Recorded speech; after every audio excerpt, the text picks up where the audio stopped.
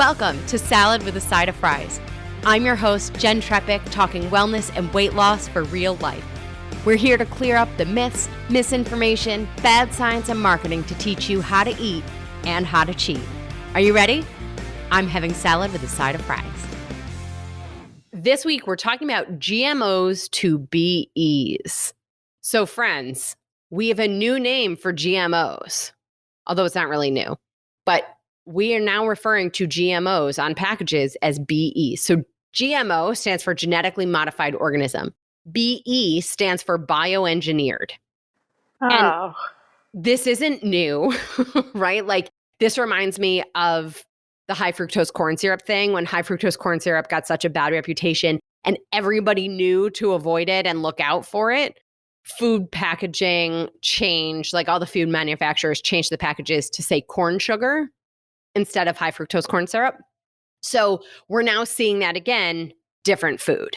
So quick little thing on GMOs. So because GMOs and BEs, it's sort of like a square is a rectangle, but a rectangle is not a square, right? So GMO is a genetically modified organism. So it's a plant, animal, or microorganism or other organism whose genetic makeup has been modified in a laboratory using genetic engineering or transgenic technology.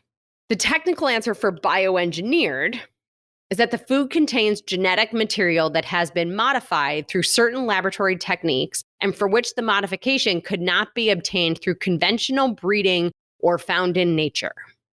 It's a lot of words strung together, but the bottom line of all of it is that let me see if I get this. Not all GMOs are BEs.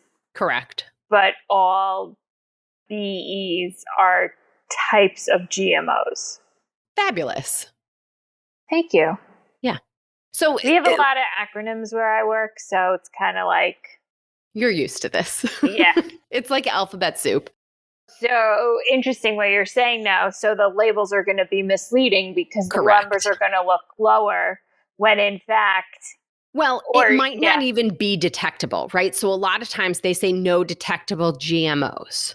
Well, a lot of times when things are bioengineered and then used into formulas for other things, it can't be detected. There's nothing actually resembling the original genetic material of the food that they could test for.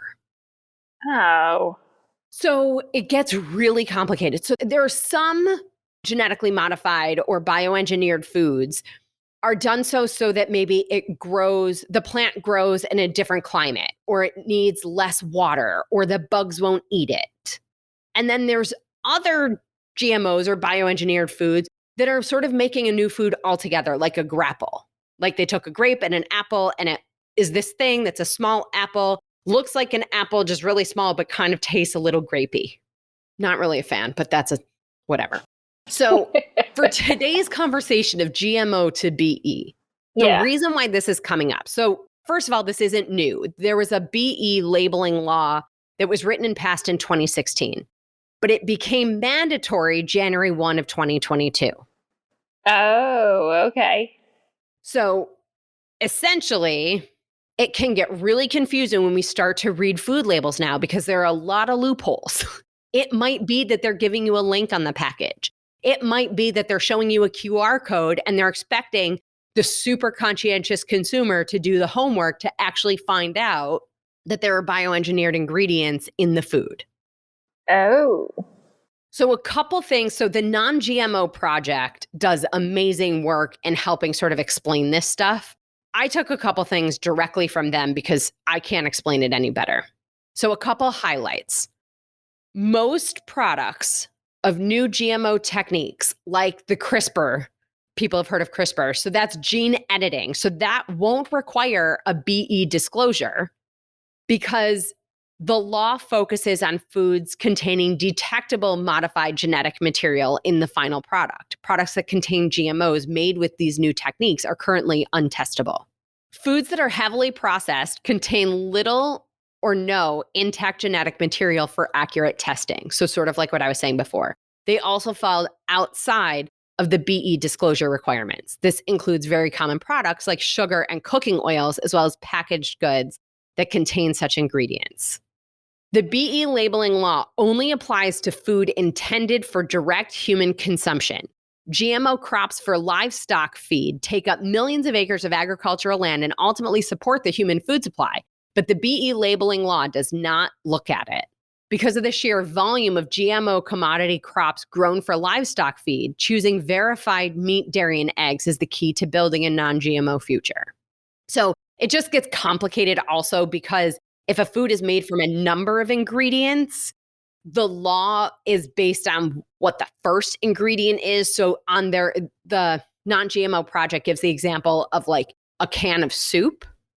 So if the corn in the soup was GMO, it doesn't have to be listed as bioengineered or GMO because the first ingredient is likely not the corn. So if the first ingredient is meat or even a broth, they don't have to list the corn as bioengineered.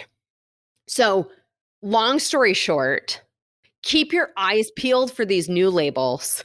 Do the extra work as much as possible. Eat the foods that don't have labels. When you can and it's reasonable, go for the non-GMO, go for the organic. You know, again, just like with breakfast, we got to pick our battles. We're all just doing what we can do.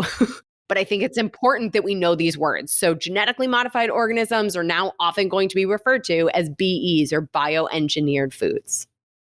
That was your public service announcement for today. Any questions? Anything to add, Ronnie? No, I think I'm still on the avocado serving size. Half an avocado. Yeah. You're welcome. I think I just changed your world. In well, more thank you ways for than being one. here. Right. No, thank you for having me. I really appreciate it. It was a lot of fun and I learned a lot. Awesome. Well, as always, everybody, I'm your host, Jen Trepeck. Connect with me on Instagram, all social media. I'm at Jen Trepeck, JENNTREPECK. Website is asaladwithasideoffries.com. Please send a message either through the website or social media. I want to hear your key takeaways, your ideas, your questions. This is also the easiest way to learn more about working with me. If you are not already a member, join our membership by going to glow.fm/saladwithaside-of-fries to show your support for this podcast and this community, but above all, support your health. You'll get this week's recipe for the avocado fruit salad with tangerine vinaigrette, the article from Levels Health of 110 foods unlikely to spike your blood sugar, and your quarterly live session with me. So until next week, remember, whether or not you agree that breakfast is the most important meal of the day, your first food of the day certainly is. So start your day with nutrition. Go for protein, fiber, and quality fat. Well, friends, that's it for today's episode of Salad with a Side of Fries. Congratulations for making yourself and your health a priority. Thanks so much for joining us. Be sure to click subscribe or follow on your favorite podcast platform. Share us with a friend, and we'll be back next week. Always remember, you deserve it, and you are worth it. Happy healthy.